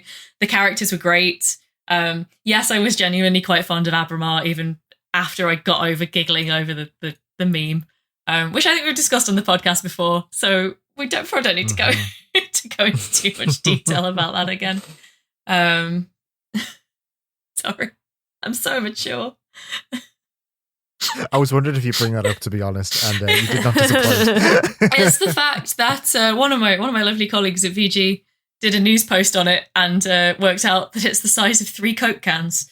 So, oh, I know, but I just keep thinking every time I'd be having like a really serious, like important moment, and then just be like size of 3 Coke cans, and I was like, okay. Oh God. I'm sorry to ask this, but length and diameter? I think roughly, yeah. I wish him all the best. Right. It's pretty good comparison. I wish you all the best. See, this is the thing. This is exactly what this marketing stunt was meant to generate around the game. And like I say, there's 2 eras of the game now. There's pre-Valentine's Day 2024. There's post-Valentine's Day 2024. But yeah, genuinely it is. Because yeah, Rachel's take on this was like this wonderful like examination of like, you know, the various relationships and the politicking and like the, you know, the genuine emotion and, you know, the feeling, the way it counts as a lockdown game. And I'm just here laughing at dick jokes, but you know what? It's fine. But I also, because I'm me, I had to like dig into it because I think I got all but 2 achievements or something, all but 4 achievements. So wow. Damn. I had to go and look into it after I finished playing it and realize that there is a true ending that I don't think either of us have gotten yet. So I feel like that's a project. Yeah, I definitely haven't. That's a project to go back to in a few months if I get a chance and see if I can get the true ending, because I did like the ending. I don't want to spoil it because I'm glad that this was one of the few games that I sort of am interested in that I've made it this far without any real spoilers, and I would wish that experience for everyone else as much as possible. I'm fascinated to replay it to see how variable it can really be, based on things like how you build your tarot deck, which obviously is the driving force behind the many, many choices that you make in this game. But also because of the way it ends, it makes you want to like start a new playthrough straight away. And I think I messaged you about 3 minutes after I finished playing it. And I was like, I need to move on. I have other games I need to play, but I really want to play this again. So thank you for being there for me in that moment. That was that was important. Yeah, I want to get into your choices and stuff. Also, how did you feel about the slight change in direction and tone towards the end of the game? Like, you noticed that bit where it takes a bit of a weird direction, and I think a lot of people were like, huh? Because I quite liked it.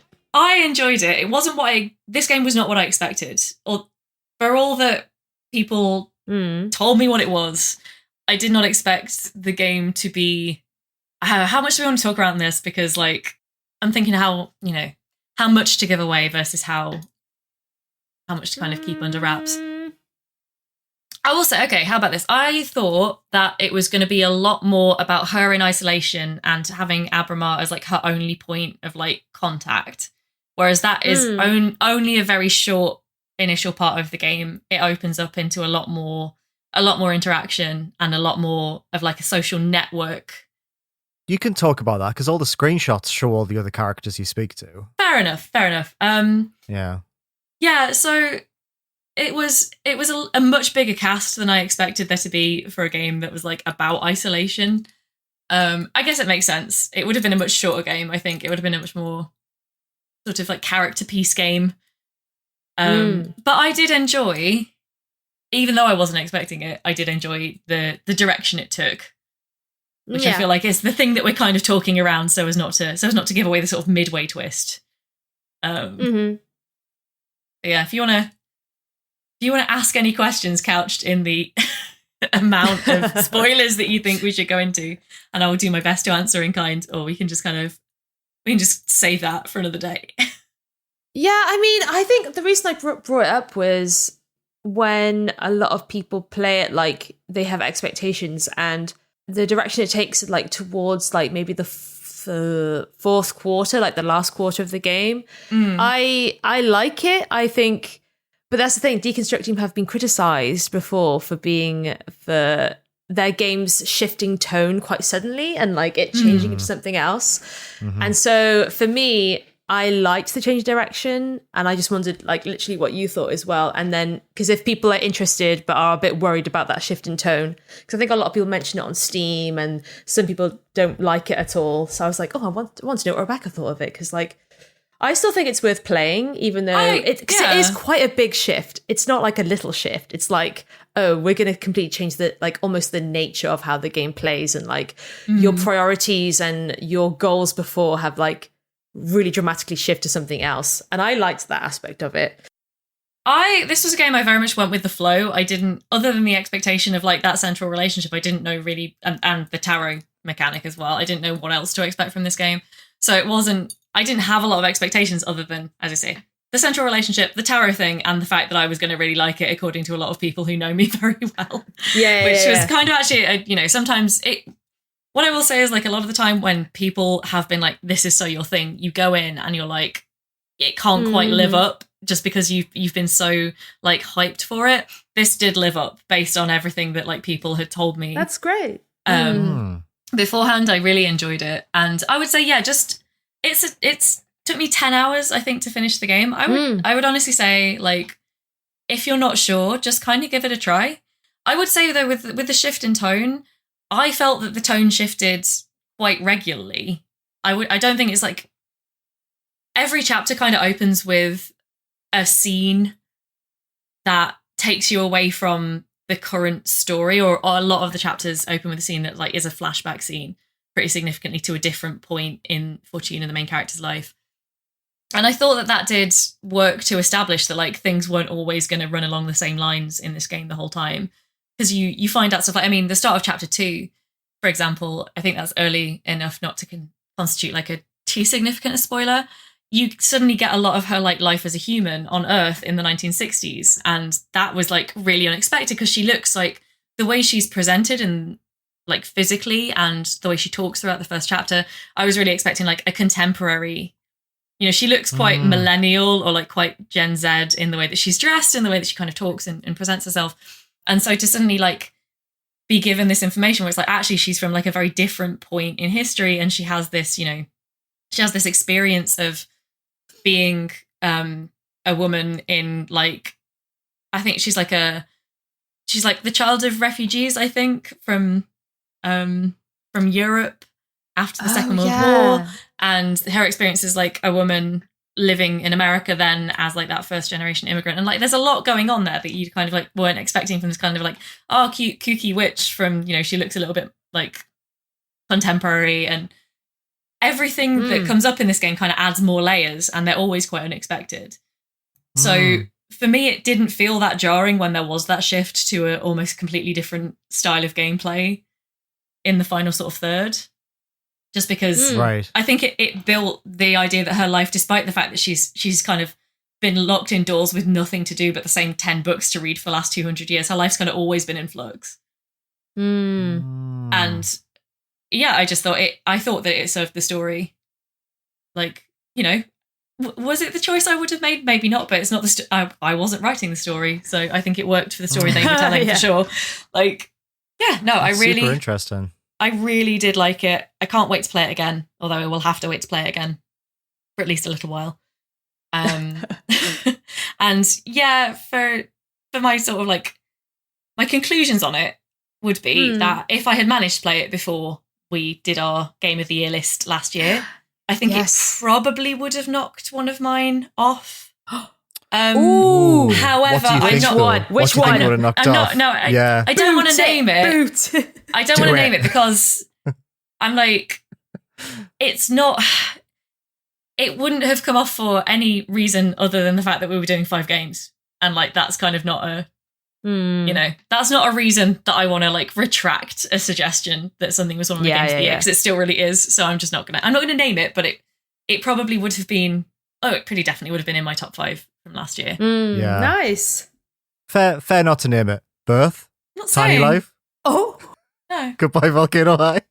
Come on, I said Tiny Life was my indie game of the year. I'll give you that it's not Tiny Life, but I won't say which of the others it was. Why'd you say Birth, Liam? Why was this when you said Birth? What do you got against Birth? We're going to flip the script. Yeah.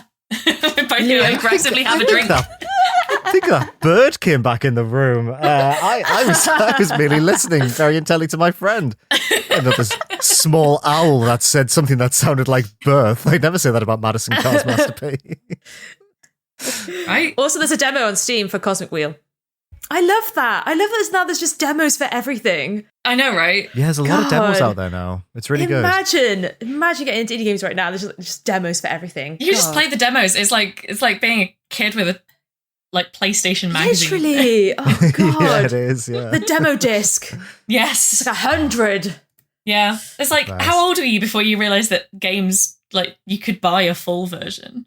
Because I swear so many of the things that I played as 7, 8 years old, probably. Yeah. Yeah. Definitely.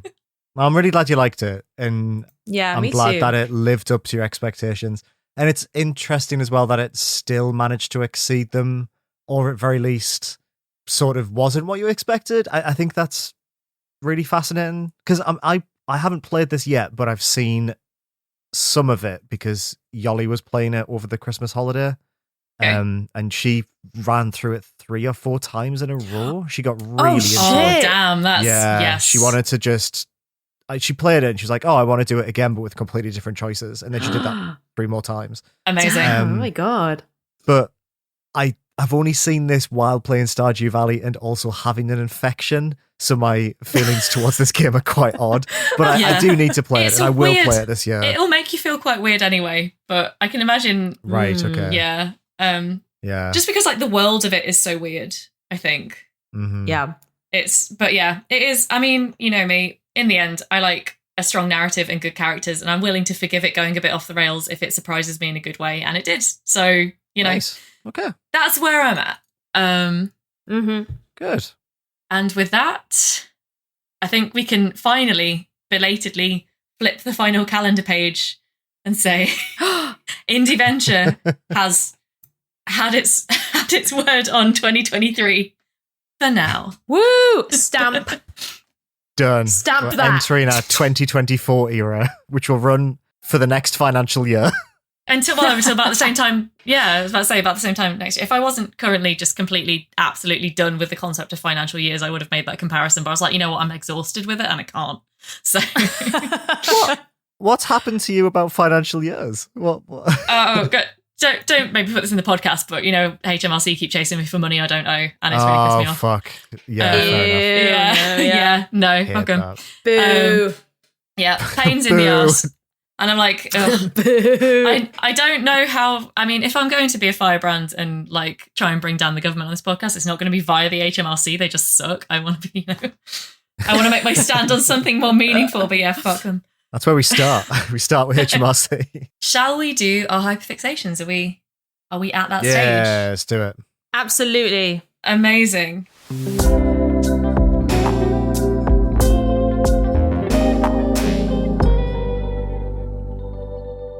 Right. Who wants to go first? Rachel. Rachel? I'll go first. I've spoken about how much I love Dimension 20 on the podcast before. I don't know whether it's this one or the old one or whatever, but I went to go see them live in London recently. I went to go see them at the Eventim Apollo at Hammersmith, and they were great. If you don't know who Dimension 20 are, they are a group of improv comedians who play Dungeons & Dragons, and they did it live, and they did a one-shot, and it was the most chaotic, funniest shit I've ever seen. I was screaming. I was laughing. I was like cheering. It was like so much fun. So the structure was that they each had like a bingo cart. What's they called? Bingo wheel? No, it's like a case with loads of balls in it. Oh, like the cage. Yeah. Cage. They each had a little bingo cage, and then they would roll their characters on the night of a character they played in like one of their old campaigns, and then they would play as that character for like 2 hours, which is wild to improv to do. And then Brennan, the DM, would also do the same with the setting. So it's like they've all played these characters and they've visited the setting before, but in terms of like interacting with each other in a story, it was all just off the cuff. And it was just, I fucking loved it. I wish I'd gotten 2 tickets for like both nights because it would have been different.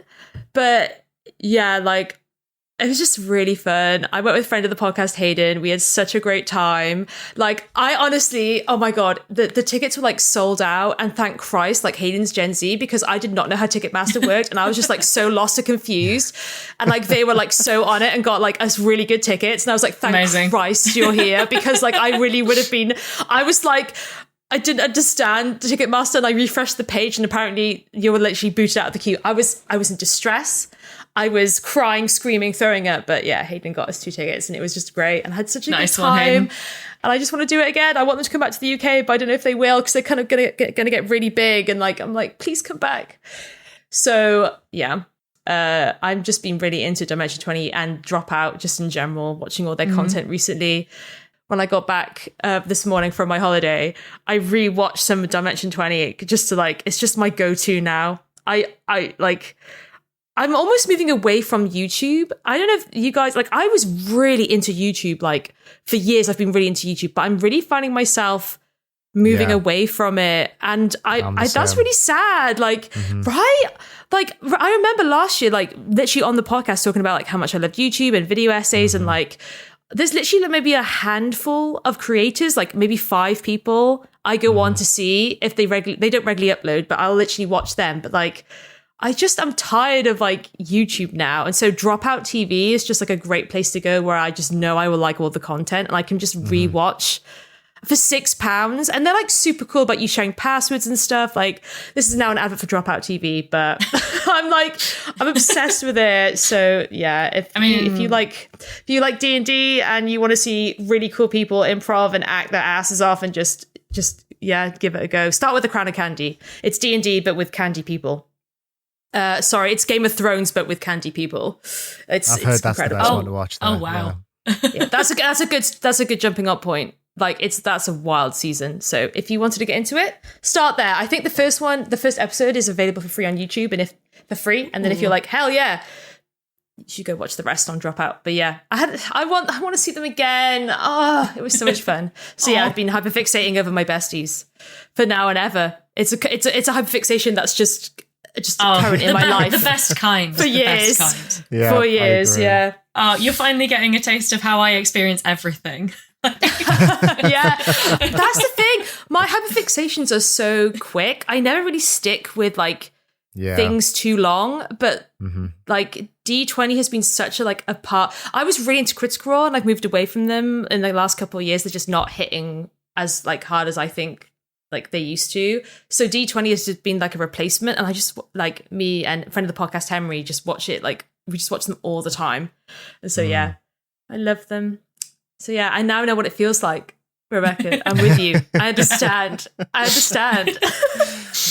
Oh dear. Amazing. Nice. Guys. I'm really glad you had fun. That sounds really nice. I'm so glad you had fun. That's so good. I hope you get to see them again. I had got my tattoo the day before.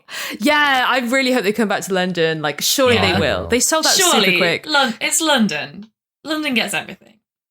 Please. Also, if Dropout want to sponsor us for that little ad, maybe we should add them to the Dropout, please. Honestly, they need to pay Hayden so much money. Hayden was the one who's you've really got to get Dropout. You got to get Dropout. You got to get Dropout. And I was like, maybe. And they were like, you need it. And they convinced me, and now I'm obsessed.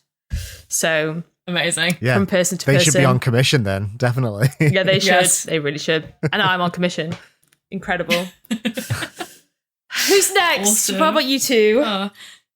Yeah, Liam, do you want to go? Yeah, mine's quick. I've been playing bloody Fallout 4, haven't I? Because I'm a parody upon myself. Have you? Oh, because the TV series. Well, you'd think that's why. I haven't seen the TV series. Fair enough. Neither have I. I haven't either. Yeah, I've heard it's good. I really wanted Good to watch it, things. but we don't have Prime. Yeah, I've had a lot of people text me and say, "Oh, you must be watching Fallout," and I'm like, "Nope, not seen it yet." But when it came out, they were having a big sale on Steam, and Fallout 4 was £8 with all the DLC. I haven't played it since it came out in 2015. I didn't really like it when it came out. I thought it was too samey and derivative, and it left me quite cold. Fallout 3 is the only Bethesda game I've ever truly loved. Everything else, even Skyrim, has always never really hit the same. But I picked it up, just thought whatever. I loved Fallout 3. I didn't mind New Vegas. I never finished it, but I'll give this a go. It runs like a dream on Steam Deck. I think that's most of the reason why I'm really loving it. Just having this handheld is brilliant. But more than anything, it really, really highlights how bad Starfield was. And that's all I can keep thinking of. It's really made me realize how interesting that game just lost the core magic that I think the only reason why Bethesda games retain their popularity is because they're freeform enough to let you really roleplay, and they pack so much content within quite a small open world that moving from A to B is filled with so many different events and cool little, buildings full of micro stories that aren't even linked to quests, and cool gear and interesting characters. And it's really made me realize just how things like Fallout 4 was the epitome of that game design approach. And all I can keep thinking of is how my time in Starfield was spent going to the most boring planet ever and running endlessly for 15 minutes to just find a guy in a box. And yeah, I'm really loving it. I really like it. I'm having a really good time. I'm even enjoying the base building. It's jank as hell, but I'm enjoying making my little settlements. And I'm just playing it 15 minutes here and there on the Steam Deck. Good game. Very fun game. Really made me laugh when I first started playing. I got Dogmeat, the companion, and I was putting a little bandana on him, and I went to put some goggles on him, and every time I put goggles on him, he would clip through the floor, and he would hit, presumably, the water layer underneath the game world, and all I could hear was him drowning. And that happened about 6 or 7 times. And I was like, in no other game would repeatedly sentencing a dog to death by drowning because I'm trying to put a bandana on him. And it just sort of really made me love the game more. So yeah, Fallout, it's good. Dogmeat's fine. I managed to move him to a location where he wouldn't clip through the ground anymore. Poor baby. Amazing. Oh my goodness. But yeah, Fallout, it's good. I'm sure the TV show's good. I'll get around to it eventually. It's like, look, we're gonna find a place that's presumably high up enough that you won't clip through the floor, like you won't fatally flat clip enough. through the floor Yeah. when I put this band on. I had to find like the flattest motorway possible. That's so bad. That is such a Bethesda story. That's like every Bethesda fan that you meet, that is their story. They're like, oh, I had this. It was so amazing. Like, it just all went to shit repeatedly, and I was having such a great time. I'm like, you know what? I get you. I think that's maybe why I've never managed to like really click with them. It's got something to it. No other game is like that. Yeah, I've only really played Fallout 3, and I've never really managed to click with them yet. And I think it's because it was just too normal. Everything was just being normal for me. Nothing weird. That might be why. Yeah, maybe. Oh dear, gosh, I'm gonna be thinking about that dog. That's never fun. That poor dog. That poor fashionable dog. The fashionable. Oh, he's dear. Fine. Look good though. He had that drip. Literally, yeah, because he was drowning. Yeah.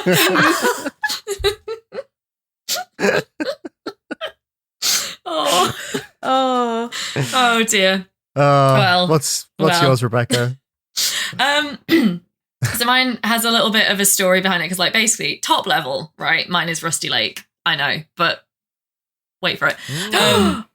So Rusty Lake, at the time of recording, Rusty Lake has just turned 9. So there's been whoa. There have been some updates to the last 2 games, Underground Blossom and The Past Within, and so I've been playing those the last like day or so just to like see what's new, because they don't usually do updates to their existing games, but they put in like a new level to Underground Blossom, and then you play it and you go and like find a clue, and then you go replay The Past Within and put the clues from Underground. Very Rusty Lake stuff, right? It's not a huge amount of new content, but it's very satisfying just to go and like uncover another little bit of like ARG mystery. But the reason that I'm really into Rusty Lake at the moment is because delightfully, after we did our episode on indie games that you can play in a single sitting, I went home and spent a week at home with my parents for my mum's birthday. And my mum was saying, because my mum hasn't really played video games in a really long time. Like the last game that I can remember us really playing together was The Sims 1, which, you know, that's like sort of early 2000s. But, you know, she's a very supportive mum, and she's like interested in this industry that I've now been working in for 5 years. And she was saying that like she would like to check out some shorter games. And the ones that she initially mentioned were the essays on empathy that Rachel brought up by Deconstruct Team. Okay. While I was trying to like work out how to get her set up with like Steam and Itch and stuff, we started talking about Rusty Lake, because we went, as I mentioned to my co-host before we started recording, we went to a Van Gogh exhibit in Leicester, where I'm from, which was a walkthrough Van Gogh exhibit where you can walk through, like at one point, a recreation of the bedroom that Van Gogh famously painted a lot of times, and that is the setting for one of the Rusty Lake games, is that painting and the room in that painting. And so I went to Mum and was like, cool, I've actually got this installed on my computer that is, you know, at your house at the moment. So when we get home, if you want to play this like short little like 1 hour puzzle game that's inspired by this painter that you like enough to go and want to see like a walkthrough exhibit of this stuff. And also Mum's a huge Twin Peaks fan, and like the Rusty Lake series is obviously very heavily inspired by Twin Peaks. So I was like, yeah, let's play one and see if you like it. And if you enjoy it, they're quite cheap, and you know, they can run on a potato basically. So we'll get you set up with some. And friends, she is obsessed with Rusty Lake now. I am getting daily updates about her falling down this rabbit hole. That's great. Like, that's really good. Wild Rusty Lake fandom. She's played the Van Gogh themed one. Is it Arles or Arles? It's a city in France, and I don't know how to pronounce it, but she's played that one a bit. She's bought the whole Cube Escape collection. She's bought Rusty Lake Paradise. She's downloaded Samsara Room, and she's just like really hooked on games. And like, she's played games a bit with like me and my dad over the past sort of like, she's never really played games by herself before. So it's just really nice to see her find something that she's so into, and kind of like really enjoying like gaming on her own, I think maybe for the first time, which is, it's just a lovely thing. And also like, she's been having a good time with it because, so she has a visual disability, which is one of the reasons she doesn't like game very much. And she's finding the Rusty Lake series, because of the way the art style is very clean and everything on screen has a purpose. Right. She's like finding that they're very accessible for people with visual disabilities because nothing's moving too fast. There's not a lot of visual clutter. So she's getting along really well with them because of the way they're presented as well, and because it's like just puzzle exploration, like very much choose your own pace. She loves things like cryptic crosswords, so she loves kind of like going away and working out the solutions to puzzles and then going back a while later. And like, yeah, I'm just living for my mum's hyperfixation at the moment, essentially, which is on a game series that I also love. I love that. And like from a lore perspective, it's so exciting as well, because obviously I've like played all the games, connected all the dots, and like she phoned me today and was like, so all the black dots mean something, right? That's like a big thing. And I was like, yes, Mum, it's a big thing. The black dots, yes. So that's like, so hell yeah. amazing. Yeah, theory crafting with your mum. That's so nice. And like my dad's sort of playing them with her a little bit as well. He's sort of like dipping in and out. And friend of the podcast, Mick, is a big fan of this series as well. So it's become like a whole family endeavor to like theory craft around the Rusty Lake series and just enjoy the whole franchise together. And yeah, it's just a really nice time. But it is just nice, you know, to be able to recommend something to someone that kind of like gets them into a whole new hobby potentially. And it's been really rewarding. So yeah. Yes. Oh, that's lovely. What a great hyperfixation. And good for her. That is so good. Yeah. Yeah, absolutely. It's been a delightful time. But yeah, my dad keeps saying, "Oh, I'm a video game widow now. Gonna have to just cook my own tea. She won't leave that computer alone. It's fine. It's fine." He also plays video games. But yeah, she was there like, "Oh, I hope I don't get too. What if I get too obsessed with it? What if I'm like, Mum, if you got so obsessed with it that you were playing it constantly, you'd finish the entire Rusty Lake series in about 4 days. I don't think you need to like." Yeah. It's when you go back and she's playing Elden Ring. That'll be the problem. Oh my goodness. I mean, Mum, if you do want to play Elden Ring, best of luck. I never got more than like 2 hours into it, so I'd be so impressed. Genuinely, nothing but respect if she did. Oh dear. Oh, and I think that brings us approximately to our conclusion. I've just remembered that I'm hosting this week. I was just like, sit back, right, let's see where this goes. Like, no, actually, it is me. It is my job right now to thank you as ever for listening to us have lovely chats and mad rambles for the last 2 hours. Yeah, I think we just got to say goodbye and then play the outro, basically, right? So professional. So. I clearly thought this through. I thought we were recording tomorrow. This has all been a bit of a shock to me. So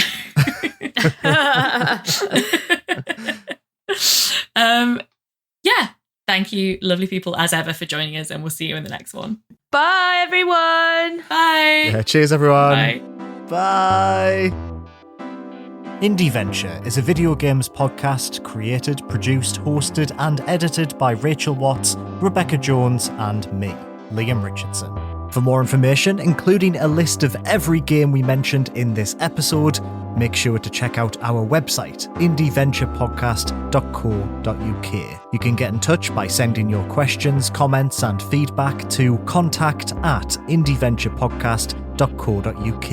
You can support the show by rating us 5 stars and leaving a review on Apple Podcasts or your preferred podcast provider of choice. Some of the games we talk about on the show may have been provided to us for free for review consideration. Our intro music and stings were composed for us by Ollie Newbury. Check the episode description to hear more of his excellent tunes. Thanks so much for listening, and we'll see you again in 2 weeks for another episode of Indieventure.